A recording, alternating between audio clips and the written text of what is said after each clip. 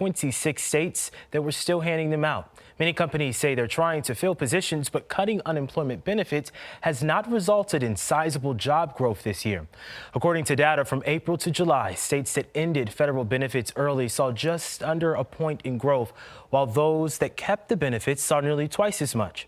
Experts say there's a number of factors here at play. Still in a pandemic. The idea of being close to hundreds of strangers a day, even while being vaccinated, that's not something that appeals to me in any way. You've got COVID resurgence, which has affected translated to bad job numbers, Afghanistan, fires, hurricanes. That's a lot all at one time. Many companies are trying to fill positions with incentives like signing bonuses, though they are often having trouble getting takers. The U.S. Navy has declared 5 missing sailors dead nearly a week after their helicopter crashed off the California coast. Officials say more than nearly 3 dozen search and rescue flights have been sent to look for the wreckage. The Navy says the helicopter crashed during routine flight operations from the USS Abraham Lincoln aircraft carrier in San Diego. The names of the sailors are being withheld until their relatives are fully notified. Back here at home, Danville police say 2 people are dead after a car crash this morning. Police responded to the intersection of Piney Forest Road and Seminole Trail, and they found a car on fire. Authorities say both victims were found dead at the scene. Investigators say the car was possibly traveling northbound, then left the roadway and hit 2 telephone poles before that fire broke out. Also in Danville, 2 people are injured after an overnight shooting. Police responded to 911 calls of shots fired at the convenience store on Piney Forest Road. Shortly thereafter, police say the 2 victims arrived together at the hospital. Authorities say the initial suspect description is a male in his 20s.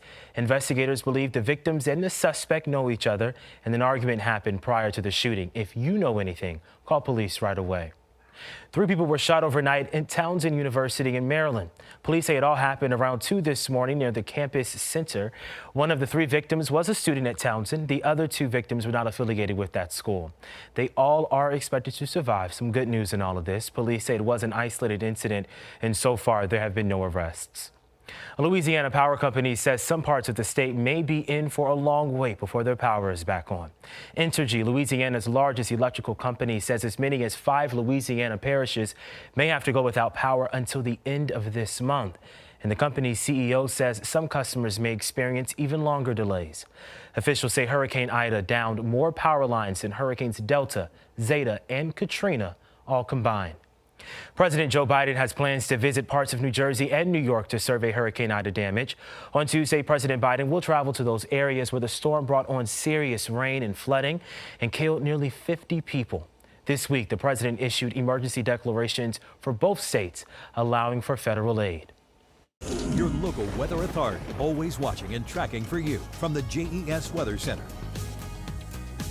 Back here at home, it has been a quiet day for us, seeing some increasing cloud cover as we've gone throughout the afternoon. However, that is not the product of any rain that's going to be moving in. We are going to be staying quiet for the rest of this evening. However, we do have rain chances on the way for tomorrow. Tonight's low is going to be more seasonal for this time of year as opposed to those 50s that we saw this morning. 64 in Roanoke along with Alta Vista, back towards Pulaski, low 60s, 59 over towards Blacksburg. Labor Day forecast, our temperatures are going to be back into the 80s. We're going to see more cloud cover as we go throughout the day too, along with the potential for rain. Most of that appears to stay west of the Parkway, more specifically for the Highlands. Across the rest of the area, we are looking mostly at the 80s. We'll have some 70s though back towards the New River Valley and the Highlands, because that rain is going to help to keep you on the cooler side, at least compared to the rest of us. Temperatures over the next few days are going to be staying in the 80s. Yes, no 90s to worry about. Rain chances will stay fairly isolated.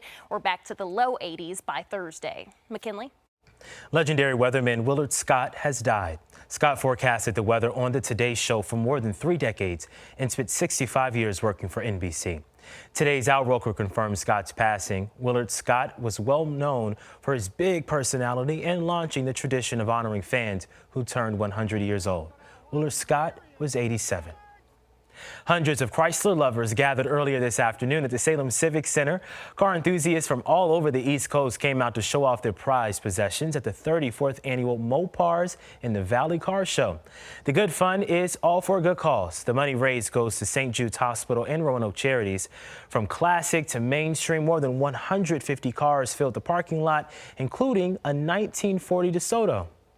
A few years back, we knew the area charities were hurting, so we started giving money to the local charities. So that's why it's important. The Mopar Club says last year was their biggest show yet. They had more than 250 cars since it was one of the only shows during the pandemic. Today is the grand reopening of Unleashed Dog Bakery and Boutique right here in downtown Roanoke, as the store is moving just a few doors down. The new store has more room for even more products your dogs are sure to love. And to celebrate, 10% of sales today will be donated to St. Francis Service Dogs. The owners say this expansion is only possible because of love and support from people like you. Our pets carried us through COVID, and I know that's the case with so many people, and to be able to provide products for those pets is great. Unleashed has been in downtown Roanoke for the past 3 years, and the owners hope they can host adoption events at the new location. Today was the 4th annual drive-through voter registration hosted by the Roanoke chapter of the NAACP. Organizers say the process takes just about 5 minutes. The NAACP says in the past they have registered people who did not even know they were eligible to vote. Organizers say it's been great for voter awareness right here in the Star City. We try to teach people it's a process. Register to vote, learn all you can about your candidates, and then participate by voting.